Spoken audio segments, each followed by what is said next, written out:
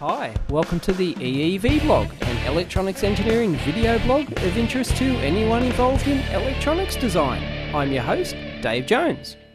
Hi, often when you're playing around with your microcontroller circuits, you build up your little board like this and you just want to program it, and it usually doesn't draw all that much power. And you know that the 5-volt USB port that powers your little programmer, your in-circuit programmer, can easily power your circuit, and it's just handy to be able to power the board and program it at the same time via the in-circuit programming adapter. This one's the AVR ISP MK2 programmer. Now, the PIC kit programmer for the PIC microcontrollers, that has the nice function of being able to generate an output voltage that comes on one of the in-circuit programming pins, and it can power your circuit under test, which is really handy when you just want to run the thing on your bench. You don't want to have a separate power supply to do it. But unfortunately, the AVR ISP MK2 doesn't have that capability, and I found that really annoying. So I thought I'd do a very quick mod and show you how I converted this to generate an output voltage on here and power your board under test. And here's my modified AVR ISP MK2 main unit, and I've made two very simple mods to it. One is an on-off switch, which all it does is it applies either 3.3 volts or 5 volts through to pin 2 of the 6-pin in-circuit serial programming header. Now, normally pin 2 is actually an input. Well, it still is an input, but it reads normally on an unmodified unit. It reads the input voltage from your circuit, which powers the input buffer on the thing, so it knows what signal level you're using. If you're using a 5-volt circuit, it knows to use a 5-volt input buffer, 3.3 or even lower than that. It can adjust to the level, and the beauty about that is that means, because it's pretty much an input, we can simply wire a voltage directly to pin 2 on the board in here,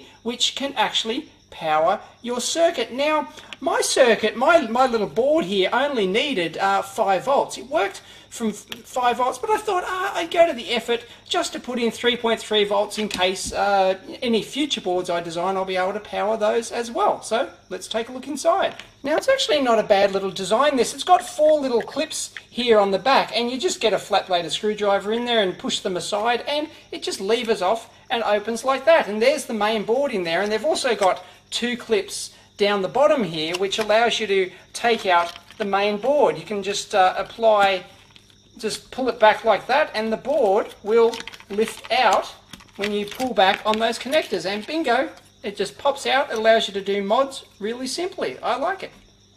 Now, my modification is really simple. The on-off switch here just goes through, is soldered to pin 2 on the ISP connector down there, and then the input to it goes to the 3.3 volt or 5 volt selection switch there, single pole double throw, and it just and I've just added an LM317 voltage regulator on there with some decoupling caps and a couple of resistors to set the voltage, and that's pretty much it. And that's powered directly from the 5 volt input from the USB. Now, unfortunately, Atmel don't actually give you the circuit for this MK2 programmer, and I couldn't find any circuits online. So if you know of any, please post the link so that everyone can take a look at it. So I didn't really bother reverse engineering the circuit to figure out how it works. I just knew that the input, because it's a voltage buffer based input, that I could just wire the voltage straight through the output and it wouldn't do any harm, because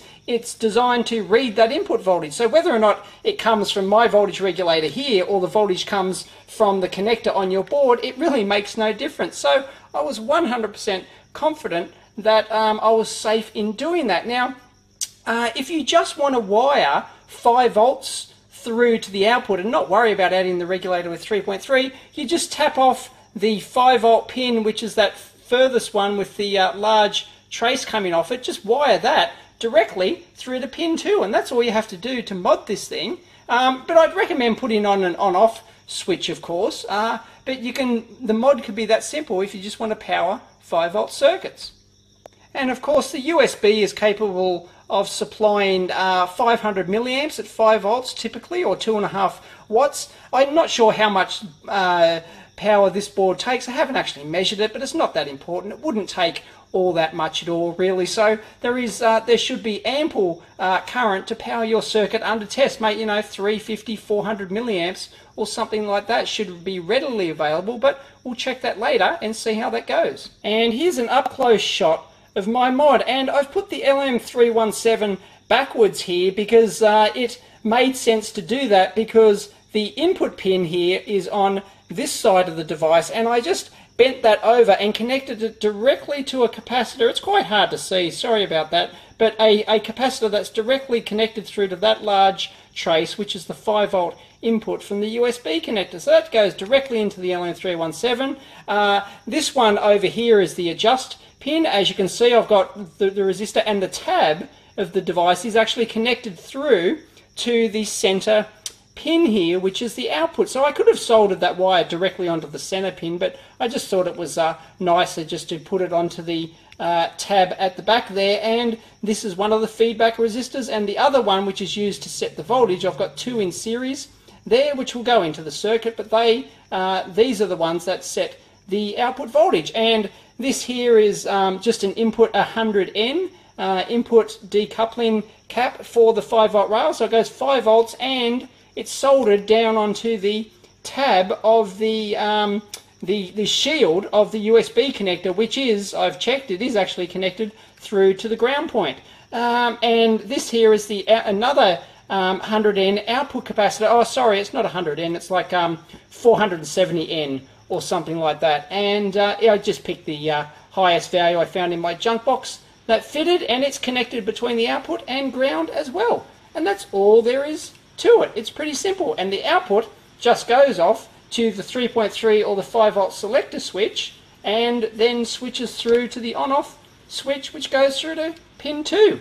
Simple. And it all seems to fit nicely. This the actual voltage regulator isn't glued down or anything like that. It's just sitting there, so it's not the most robust solution in terms of vibration. So yeah, I'm not sure how long it will last, but I didn't bother putting it down. It'll be fairly rugged, but it can actually move there, but it's not a big deal for just a simple development device like this.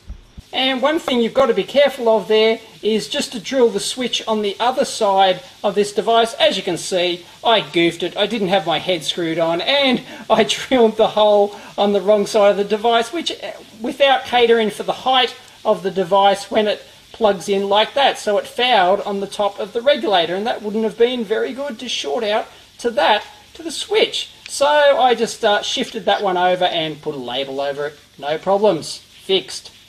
And let's have a quick look at the LM317 datasheet, shall we? This is the National Semiconductor one, which just so happens to be exactly the same as the one I'm using. And let's look down here at the typical application circuit. And this is basically what we have here, the LM317. We've got the input cap 100N, just for good measure, because I'm not sure if there was actually one on the board. I didn't fully trace it out, but I wasn't actually sure of the input configuration on there, so I added one just to be sure. I've got an output cap, basically 1 microfarad's a little bit overkill. That's a recommended value. You can use it. You can use 100N as well if you want, and it's going to be perfectly stable. I think it was a 470N, I'm not sure, and I've got a it says I use a 240 ohm here. That's just a nominal value. I actually used a 220 ohm there, and a variable value which we have to calculate for our nominal output voltage of 3.3 volts. So let's do that. Here is the typical formula for a standard LM317. It doesn't matter which device you've actually got, but so we know what our Vout is. Our Vout is 3.3 volts, and we actually want to calculate R2 here. So we know what R1 is. We're using 220 ohms for that. So you have to rearrange the formula here. So if you do that, R2 equals Vout on 1.25, which is the voltage, the internal voltage reference inside the device, and then you subtract 1, and then you want to multiply that by R1. So if you punch those numbers in, you will get a value for R2 for 3.3 volts. So if we want 3.3 volts over 1.25 minus 1 times R1 is 220 ohms. That gives us an R2 of about 360 ohms. And because we chose an E12 value here, we'll choose an E12 value here to make it nice. We'll actually choose a 330 ohm plus we'll make it a 33 ohm resistor to give us 363, which is more than near enough for our purposes. Now I know what you're thinking. What about this term here? Why did I leave this I adjust times R2 out of the equation? Well, this is typically done because it's usually quite an insignificant term unless you've got quite high value resistors here for your feedback. But because we've got quite low values, you'll see that it doesn't add up at too much at all. So you can simply ignore it in most practical cases. So the I adjust is actually the current required for the adjust pin here, which flows through R2. Hence, the output will be the adjust current times R2, which is Ohm's law, the voltage drop across that resistor, plus your value. So that's why they add that term plus I adjust times R2. Now, if you look at the data sheet for the device, the other page, you have to look down here. Let's see if we can get it here. Adjustment pin current. There it is. And its typical value is 50 microamps, but if you're doing these sort of calculations, you always take the worst case figure unless you know exactly what you're doing. So we'll take the worst case figure of 100 microamps and we'll multiply the 100 microamps times our 363 ohms. That's only equal to about 36 millivolts. So instead of our nominal 3.3 or whatever value it works out to with those exact value resistors, it'll be, instead of being 3.3, it'll be 3.336. And it's not really a big deal for our purposes, but it's something to be aware of if you are designing LM317 circuits. Now, just in case you're wondering why they typically choose a value of 240 ohms here for the sense resistor here, it's pretty much because of the error current from the adjust terminal. It effectively sets like a minimum load current required for this device, which they typically specify in the data sheet here. If you take a look at a lot of the specs, will actually show like a minimum of like 10 milliamps. These specs will only be appropriate for an I out of 10 milliamps up here. So if you go down and you take a look at a couple of these, they will actually have minimum values of 10 milliamps. There it is, load regulation, you've got 10 milliamps I out up to I max. So really having a low value for your sense resistor down here pretty much ensures that you're pretty much going to meet that minimum load current requirement. You can actually increase these values, but then the error term becomes significant and you're not going to meet a lot of the datasheet specs. So you really should keep that to about 240, well, you know, certainly under like 500 ohms or something like that to really keep the thing within spec. I typically use a 220 ohm.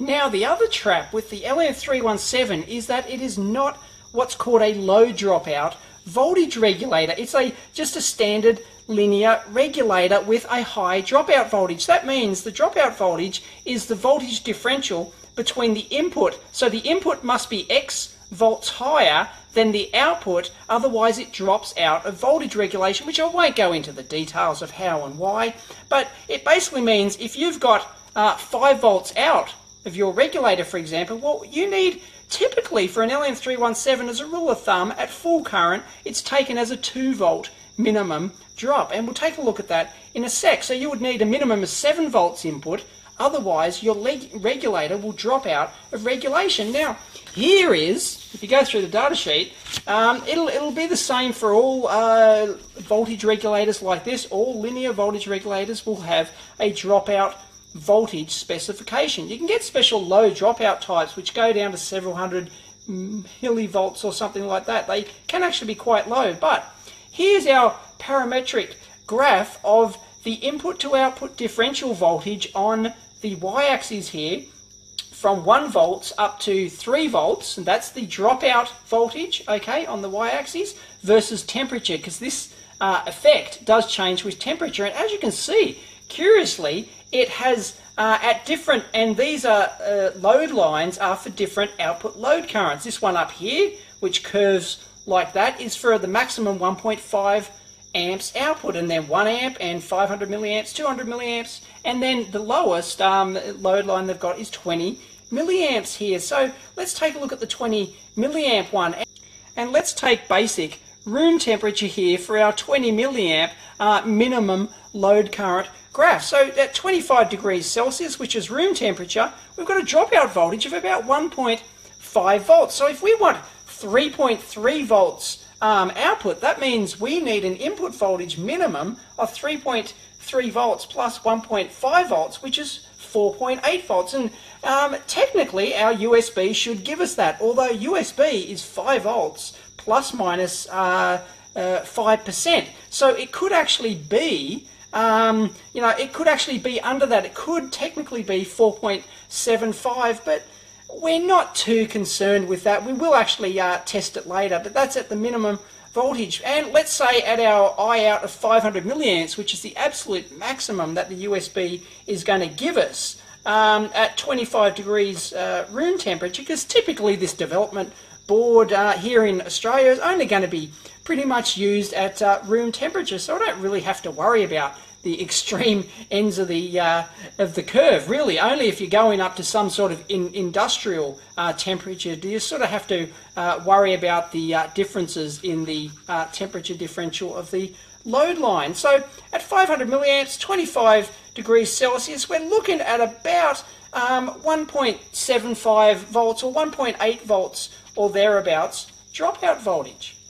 And of course 3.3 volts, our output voltage, plus that nominal 1.8 volts at 500 milliamps, that's going to give us 5.1. So we require a 5.1 volt input voltage, which our 5 volt USB is, 5 volts nominal. So we're pretty close to the margin if we're drawing, in fact we're technically over if we're drawing an I out of 500 milliamps. But because this circuit isn't going to go into production, it's only a development board, a development tool then, and I'm not going to be drawing 500 milliamps out of the thing. I'm only going to be drawing a couple of hundred, so I might go down to the 200 milliamp line here. It's only about 1.7 volts or something like that. So really, I think it's going to do the job, but hey, let's test it. Now I thought we'd just check the performance of this thing to see if it meets the datasheet specs, because if you remember, I said that we're going to be pretty close to the limit of the dropout voltage of this LM317, because ideally I would have used a low dropout regulator in this application, but I didn't have one left in my junk box, so I just decided to use an LM317, and let's see if it matches the dropout voltage graph, shall we?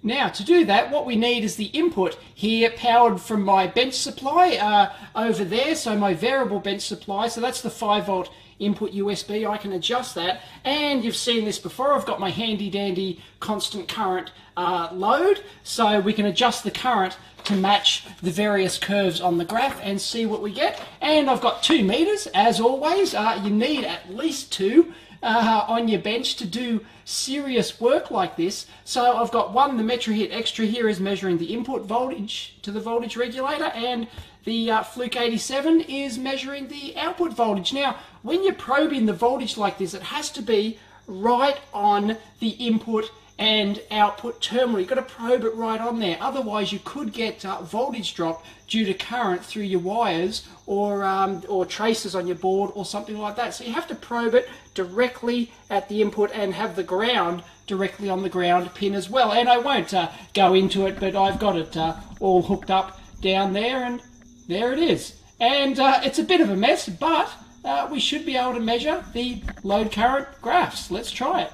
The first one we're going to try and measure is this 20 milliamp one down here, because that's guaranteed to work. We should get just over 1.5 volts there at 25 degrees C ambient temperature, and that's actually not the ambient temperature, that's actually the junction temperature. And if you're doing this seriously, then you'll actually want to get a probe onto the case of the device, but even that is not the true temperature of the junction. You will have to use the thermal data from the datasheet, which shows the junction to case thermal resistance. You've got to take that into account to calculate the junction. Anyway, for the purposes of today's experiment, we just want to get a near enough value so we don't have to worry about that sort of stuff, because we're not going to draw too much current from this, so the regulator's not going to heat up much. But what we want is to measure the 20 milliamp load graph there at about 25 degrees C. We expect just over 1.5 volts dropout voltage. Now, the dropout voltage is defined as the delta V out, or the change in V out, or the drop in V out actually, of 100 millivolts. So what we want to do here is adjust our input voltage down until our output voltage drops by 100 millivolts. Now, as you can see, it's 3.36 output voltage, and if I adjust the input voltage here, well, that's a bit high, oops, be careful of that, you can see that it pretty much is regulated. There's no problem at all. So the regulator's working just fine, and we want to adjust that down until that gets down to 3.26. There we go, it's dropping. It could be a little bit tricky. Sorry, 3.26. So there it is. I'm going to say that's near enough. So 4.8 volts, all we've got to do is plug that into the calculator. 4.803, let's put all the digits in, we don't have to. Minus 3.2, let's say 26 there, and that is 1.54 volts dropout voltage. Bingo! It matches the graph there. 1.54. It's just over that point there on the graph. So that matches up perfectly. Oh, by the way, I've set the current to 20 milliamps down here, the load current. And let's repeat that for the 200 milliamp load graph. So I've got adjusted the output current to 200 milliamps there, and we expect roughly, let's have a look here, 1.5, 1.65, 1.7 odd volts or thereabouts. So let's see if we get that, shall we? Let's drop our input voltage until we get 3.26. There we go, pretty much spot on. So it's 4.958 minus 3.264 equals 1.69 or 1.7 volts. So it's spot on. It matches those graphs very precisely. Beauty. Now, if this was a production design, we would want to characterize the maximum output current we could take from this regulator under a worst case input scenario. In this case, the worst case would be 5% below the nominal 5 volts USB input voltage, or 4.75 volts. So you would adjust your input to 4.75 volts, and then you would adjust your current up from 0 until your regulator output voltage here got to 5% below your nominal 3.3 volt output voltage. That's 165 millivolts below, or 3.13 volts. So if we adjust our current here, okay, we adjust, so we're looking for 3.13 roughly. We've got, I can tweak the input down a bit, but really we're just fluffing around the edges now. So really we're looking at, what have we got here? Very touchy on the old power supply voltage control there, but we're looking at 3.13 volts there. So really you're looking at, at really 160 odd milliamps. There you go, 160 or thereabouts would be the worst case. Well, it'd be the worst case output current we could draw from our voltage regulator while we're still within spec at room temperature. And then if you wanted to characterize it over different temperature ranges, if it wasn't just going to be used in a basic lab environment like this, then you'd have to go to a lot more trouble. And that's what happens when you when you're on the margin like this using an LM317 voltage regulator, a standard linear regulator, instead of a low dropout one, where we would have had plenty of margin. Instead of having, the 1.5 to 2 volts dropout voltage, which we get with the LM317, if you're using LDO, it might have 0.2 volts dropout voltage, and we'd have a ton of margin, and the output current would work right up to 500 milliamps, not a problem, and everything would be sweet. But we're just trying to be really cheap and simple and nasty here and use an LM317. And if you're interested to know what the quiescent current is for just the AVR ISP MK2 programmer on its own, that's the input current for the USB, the 5-volt USB. It's around about 100 milliamps, and it's not doing anything. All it's doing is it's got an LED down there which is flashing, and that's about it. And that's the quiescent. So really, that means that we'd actually have, out of our regulator, a maximum of 400 milliamps to power our circuit under test. And I really like this. You can see the fast update rate of the bar graph here flashing in time with the LED. So it's taking those pulses of current as the LED switches off and on. You can actually get an indication where it drops to about 90 milliamps there, or a little bit below, maybe about 85 milliamps, up to like 110, but the average is about 100. And you can see the advantage that the Metrahit XTRA had on its expanded scale bar graph here, because the Fluke isn't, well, it's not actually displaying the average as nice as the Metrahit XTRA did. It's jumping around like a jackrabbit, and the bar graph, as you can see, is really tiny. You can't really make out, it's jumping just one segment whereas this was actually significantly jumping between two valid points, which you could actually see. And that's because the Fluke is has a in this case a 600 count bar graph, and we're down around 100, and based on the number of bar graph segments, you can see it's not nearly as useful as the Metrahit XTRA in this case, but that's going to vary between meters and between ranges. So it just so happens the Metrahit XTRA was far superior in this case. But of course, that's where you put on your min-max mode here. So I've put on min-max like this, and you might hear an occasional beep there, which means it's recorded a new value. So you don't have to watch the display. You just put min-max on there, and bingo, we can just look at the maximum is, because it's a negative current, maximum was 92 odd, and the positive was 112. Pretty much what we got on the, but we could see that live on the bar graph here on the Metrahit XTRA. And I've done exactly the same min-max thing here on the Metrahit XTRA, and it's saying it's 87 milliamps, and we're looking at 100, that's the, that's capture, minimum's 114 and 87. So as you can see, it really correlates to the actual bar graph display there live. So I'd have to review the specs again, but it looks like the Metrahit XTRA is actually capturing those peaks faster than the Fluke 87.